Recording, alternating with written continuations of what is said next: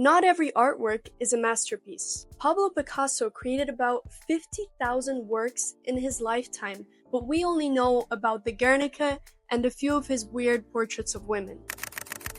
Van Gogh made around 900 paintings, but everyone is crazy about the Starry Night, his self-portrait, and some of his sunflower paintings. Claude Monet made around 2,500 artworks in his lifetime, and although his style is very recognizable, nobody knows about the Valley of Nervia, or the Bay of Monaco, or the flowers of Viterbo. Some may say, well, those aren't his best paintings, even though they're really great pieces of art.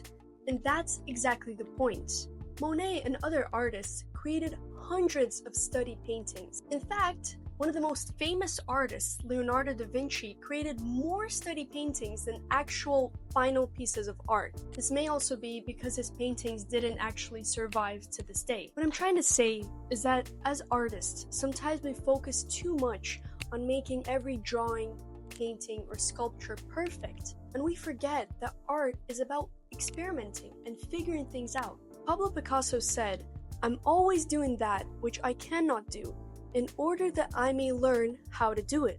What makes Picasso so interesting is not the Guernica, but his development as an artist. He had a blue period, a rose period, an African period, and then he invented Cubism. He was not afraid to fail. And what is failure anyways? Failure means not reaching a certain standard of perfection. But who sets the standard of perfection? Well, in art, we set it for ourselves, really. Certainly, there are different styles of working. Some artists work quicker than others. But we will all have failures, or what we think are failures. There are a few paintings I really like that aren't so well known. For example, the self-portrait by Edvard Munch.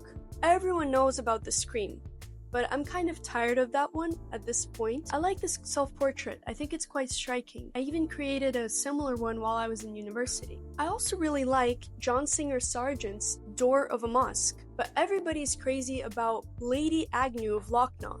And no doubt about it, it's a brilliant portrait. But if we never study out the lesser-known work of the artist, we will have a very limited understanding of the artist, and this will lead us to also unfairly judge our own work. Sometimes we feel like we failed. If the artwork didn't sell, or if it didn't fit our perfect standards, we think we wasted our time and it's useless. But that's not true.